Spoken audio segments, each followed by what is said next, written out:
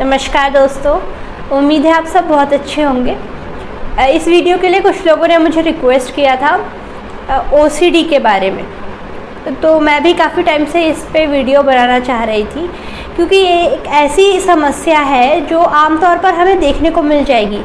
हो सकता है आपके परिवार में ही किसी को हो, आपके आस पड़ोस में मोहल्ले में किसी को हो, या आपको खुद को हो, और ये काफ़ी आम तौर पर देखने को मिलती है। लेकिन लोगों को पता नहीं होता कि ये बीमारी है क्या, ये भी पता नहीं होता कि ये मानसिक समस्या है, इसका कहाँ इलाज लेना है, क्या करना है, और इसकी जो लक्षण हैं वो बहुत कॉमन है। इतने कॉमन है कि आपको समझ ही नहीं आता ये बीमारी है कि नॉर्मल है।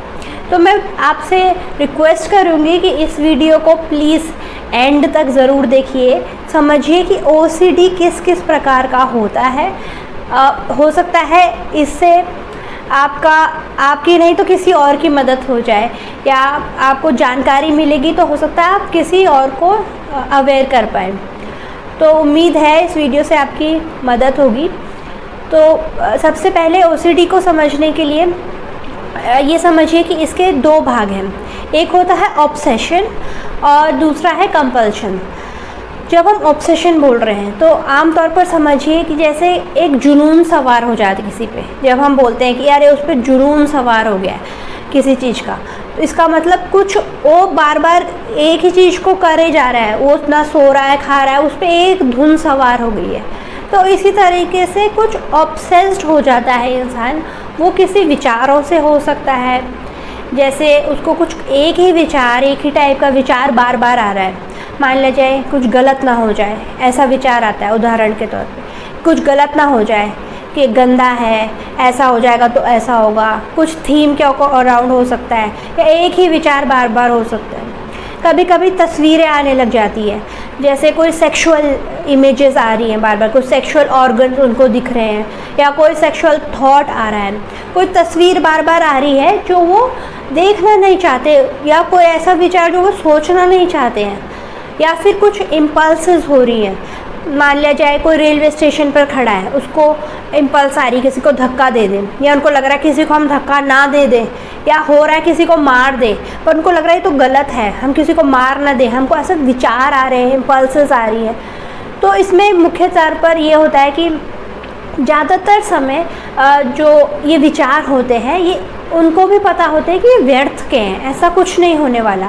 आपको लग रहा है कुछ गलत है, पर आपको पता होता है कि ऐसा होगा नहीं कुछ, तो आपको पता है व्यर्थ के विचार हैं, लेकिन फिर भी वो अपने आप बार बार आ रहे होते हैं। आप सोच नहीं रहे होते, वो आ रहे होते हैं और वो आपको परेशान करते हैं।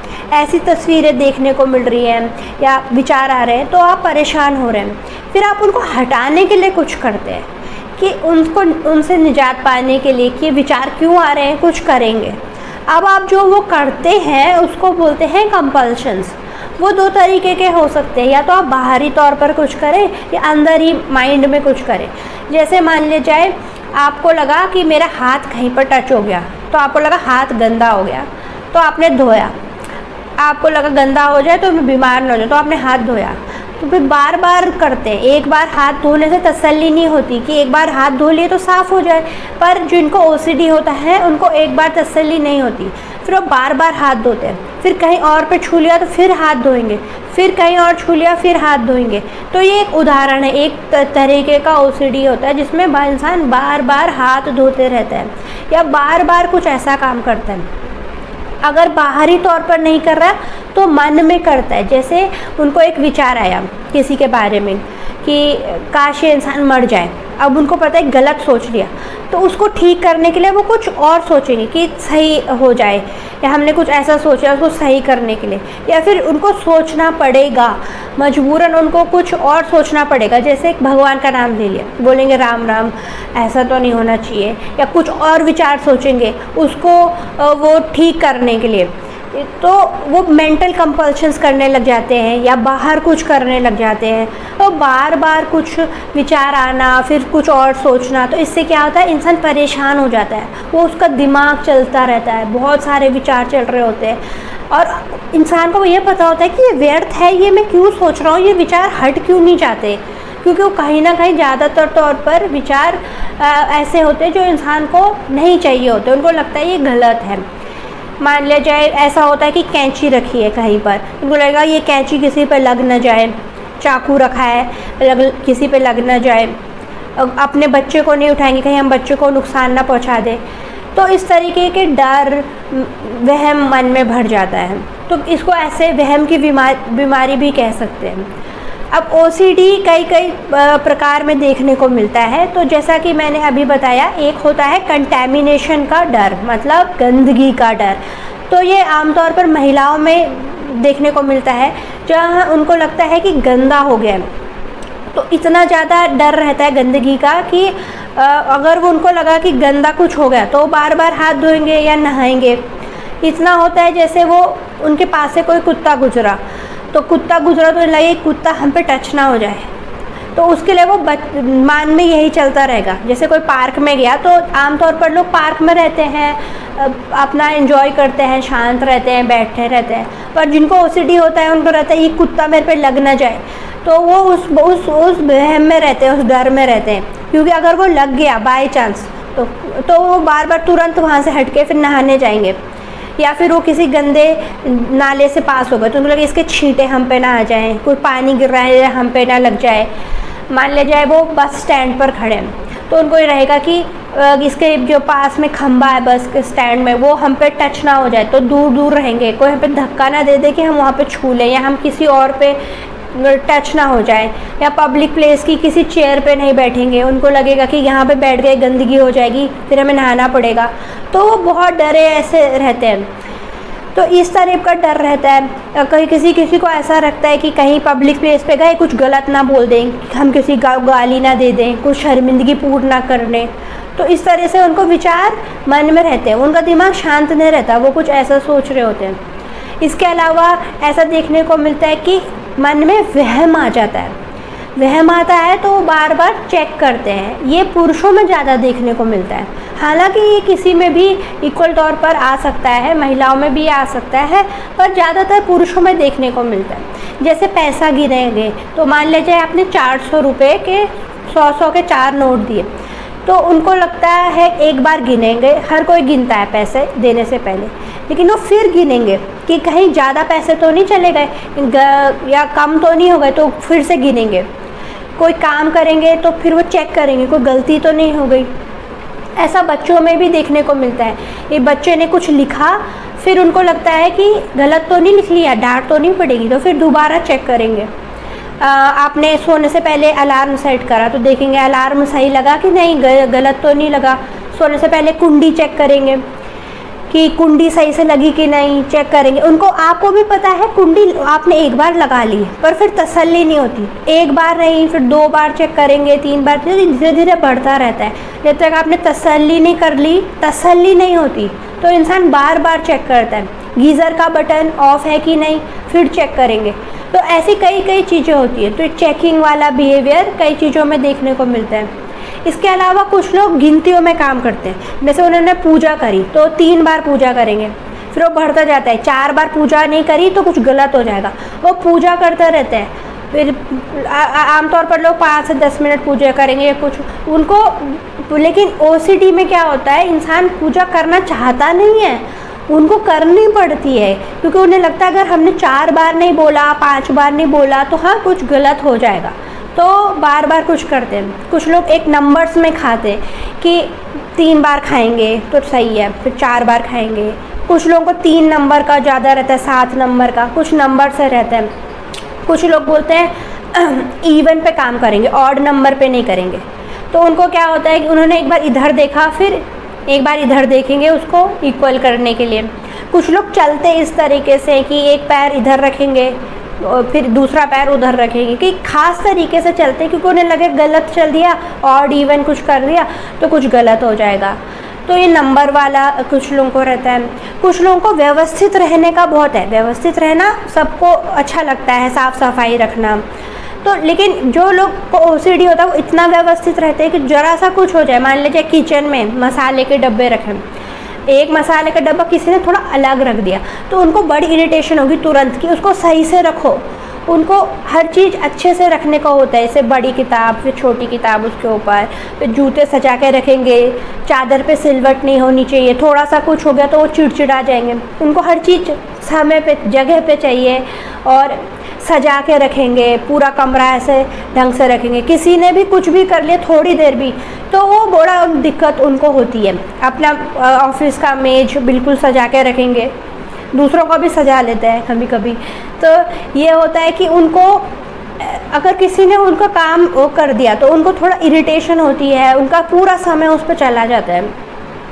और इसके अलावा कुछ लोगों को जमा करने की आदत होती है, मतलब उनको लगेगा जैसे पेन का इस्तेमाल कर लिया तो वो फेंकेंगे नहीं पेन को, वो रखे उनको लगेगा ये पेन तो काम आ सकती है। अखबार, पुराने अखबार उनको लगा ये काम आ सकते हैं, पुरानी किताबें, कील, रस्सी, कुछ भी ऐसी चीज़ें उनको लगता है ये फेंकनी क्यों है। घर में और सदस्यों को लगेगा ये तो कूड़ा है, इसको फेंक देना चाहिए। लेकिन जिनको ओसीडी होता है उनको लगता है नहीं ये कूड़ा नहीं है, ये किसी काम आएगा, तो वो जमा करते रहते हैं। इतना ज़्यादा जमा करते हैं उनका लिविंग एरिया पूरा उससे भर जाता है, जगह नहीं बचती चलने को। तो सारा समय वो मतलब उसमें जमा कर लेते हैं और डिसफंक्शनल हो जाते हैं। इस तरीके से वो होर्डिंग बिहेवियर दिखाते हैं। ज़रूरी नहीं है कि सारे ओसीडी वालों में ये लक्षण हो, पर ज़्यादातर ये देखने को मिलते हैं। आमतौर पर जो सबसे कॉमन देखने को मिलता है वो है साफ़ सफाई वाला और चेकिंग वाला। तो ये सारी चीज़ें ओसीडी में होती हैं।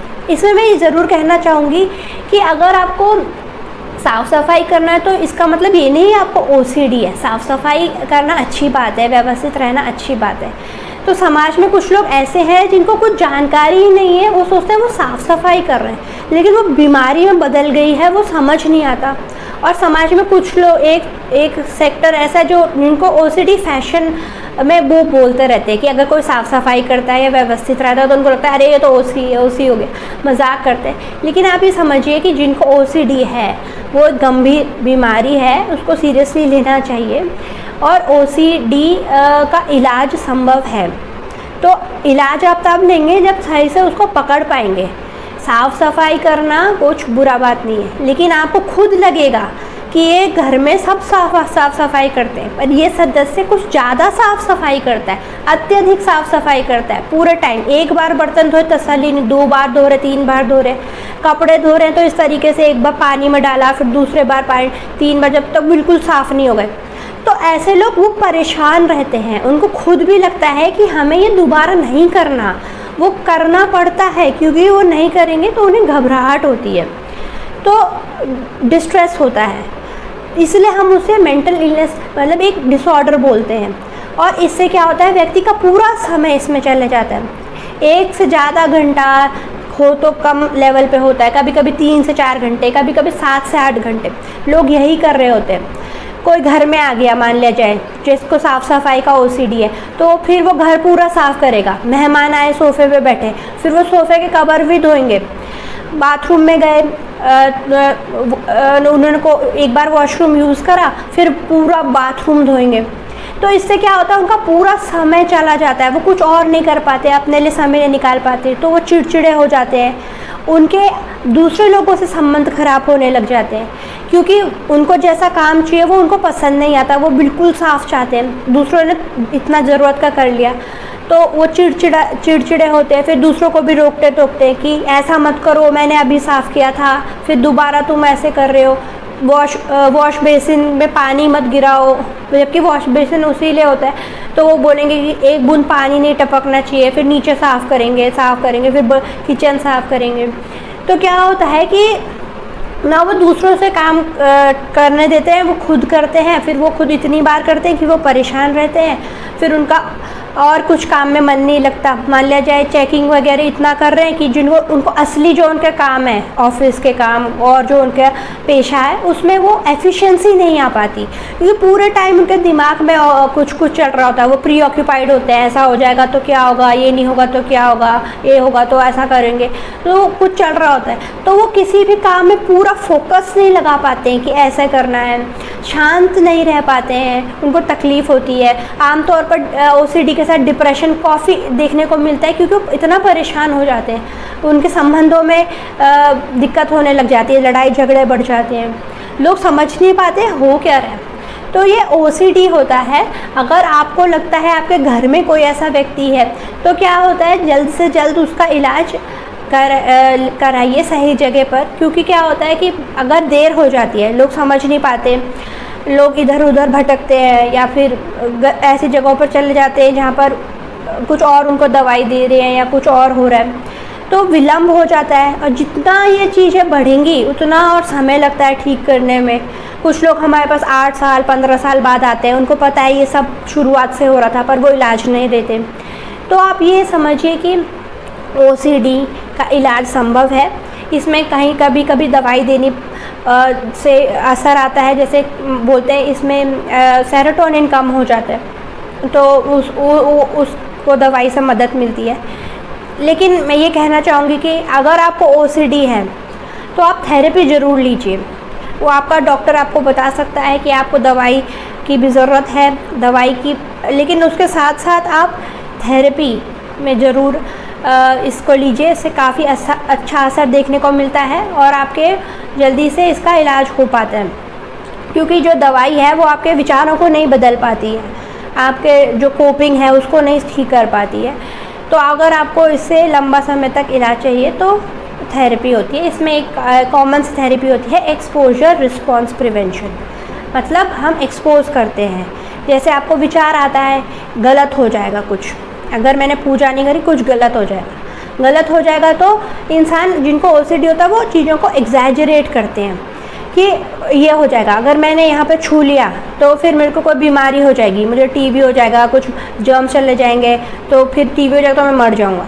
तो बस छूने से उनको लगता है वो मर जाएंगे। तो उनका विचार इस तरीके से होते हैं कि वो चीज़ों को मैक्सिमाइज़ करके देखते हैं, तो बढ़ा चढ़ा के उनको लगता है ऐसा हो जाएगा। तो कॉग्निटिव थेरेपी भी इसमें काम करती है। लेकिन इसमें क्या होता है, जब आपको लगा कि कहीं पे छू लिया गंदगी है तो आपको घबराहट होती है, आप छू लिया तो कुछ हो जाएगा, ये हो जाएगा, घबराहट होती है। तो उस घबराहट को कम करने के लिए आप हाथ धोते हो या कोई भी और रिपीटिशन करते हो, कंपल्शन करते हो बार बार, तो आपको थोड़े समय का आराम तो मिल जाता है। लेकिन आप उस OCD उस साइकिल में फंस जाते हो। आपको विचार आया, घबराहट हुई कि गंदा है, फिर आपने हाथ धो लिए, इतना आप करने लग जाते हो कि आपको पता भी नहीं चलता कि आपको घबराहट कब हुई, आपको कब विचार आया, आपने कब रिपीटिशन कर लिया, अगर बहुत समय हो गया तो। लेकिन ERP में हमारा यही काम होता है कि हम उस एंजाइटी पर काम करते हैं। अगर आपने एंजाइटी को कंट्रोल कर लिया, अपनी रिलैक्सेशन आपको सिखाया जाता है, अपने एंजाइटी को खुद कम होने दिया, एंजाइटी कम करने के लिए कंपल्शन नहीं किया, मतलब वो रिपीटेटिवली कुछ चेक नहीं किया या हाथ नहीं धोए, तो क्या होता है आप उस एंजाइटी को टॉलरेट करना सीख जाते हो, उसको मैनेज करना सीख जाते हो, तो आप इस साइकिल से छूट जाते हो। विचारों को आप न्यूट्रल करना, अब विचारों को आप परेशान होना, आपको उससे निजात मिल जाता है कि आप विचारों से परेशान नहीं होते हो, तो ये मदद होती है। इसमें सबसे ज़रूरी बात यह है कि आप ऑब्ज़र्व करें। अगर आप थेरेपी ले रहे हैं तो अच्छी बात है, थेरेपी में आपको बहुत सारी टेक्निक सीखने को मिलेंगी जिससे आपकी मदद हो सकती है। लेकिन अगर आप थेरेपी नहीं ले रहे तो आप देख सकते हो कि आपके घर में अगर आपकी कोई और सदस्य है, जैसे आपकी वाइफ है, वो भी टेबल को छू रही है, वो तो नहीं मर रही, क्योंकि आपको लगता है आप छूओगे बीमार हो जाएगा, मर जाओगे, यहाँ तक चले जाते। आपके घर में सब लोग साफ सफाई कर रहे हैं, तो आप देखोगे कि वो भी छू रहे हैं, उन्होंने भी दरवाज़ा छुआ पर वो नहीं मरे। तो आप ऑब्ज़र्व करके भी देख सकते हो, खुद से मैनेज करके भी ये चीज़ें देख सकते हैं। जितना आप रिलैक्सेशन करेंगे अपना को, ये प्राणायाम से भी काफ़ी मदद होती है। ब्रीदिंग पे आप फोकस करके अपने को रिलैक्स कर सकते हो। और भी कई चीज़ें होती हैं, जैसे OCD वालों को अक्सर इन सब से परे देखें तो वो OCD वालों को लगता है, जिनको OCD होता है उनको ऐसा लगता है कि वो बुरे हैं, वो बुरे इंसान हैं। कुछ बचपन से ऐसा कुछ हुआ होता है, उनको प्यार नहीं मिला या कुछ और हुआ, तो वो सोचते हैं वो बुरे हैं और वो प्यार डिज़र्व नहीं करते, वो अपने से दूर हो जाते हैं। तो वो ये सब भी इस चीज़ में कर रहे होते कि मैं बुरा हूँ, मेरे से तो ये हो जाता है। तो कहीं ना कहीं आपके पास में जाएंगे चाइल्डहुड में तो वो चीज़ें होती हैं। तो क्या किस पे क्या चीज़ है वो इंडिविजुअल होता है। तो थेरेपी में जब आते तो उस हिसाब से आपको सिखाया जाता है, बताया जाता है कि ये समस्या है, कैसे ठीक करनी है। तो प्लीज़ अगर आपको दिखता है कि घर में कोई ऐसा व्यक्ति है, आसपास कोई ऐसा व्यक्ति है, तो उसको आप ये जानकारी दे सकते हैं, चाहे तो आप वीडियो शेयर कर सकते हैं। अगर आप कभी ओसीडी से गुजरे हुए हैं, आपको लगता है कि आपने अपने को ठीक किया, तो प्लीज़ कमेंट सेक्शन में ज़रूर बताइए कि आपने कैसे मदद करी खुद की, कैसा रहा आपका ये अनुभव, कैसे आपने ठीक किया, उससे औरों को मोटिवेशन मिलेगा। इसके अलावा आपके कोई भी सवाल है तो आप कमेंट सेक्शन में ज़रूर पूछिए, मैं कोशिश करूँगी उसका वहीं जवाब दे पाने की। और भी आपके कोई सवाल हैं तो मुझे ज़रूर बताइएगा, कोई और सजेशन है तो ज़रूर बताइएगा। अगर आपको वीडियो अच्छा लगा और आपको लगता है कि किसी की मदद हो सकती है तो प्लीज़ इसे शेयर ज़रूर करिएगा। और भी कोई आपके सजेशंस हैं तो मुझे ज़रूर बताइएगा। ऐसे एक और वीडियोस के लिए please do subscribe to my channel. Subscribe button पे आप क्लिक ज़रूर करिएगा। Take care, bye bye.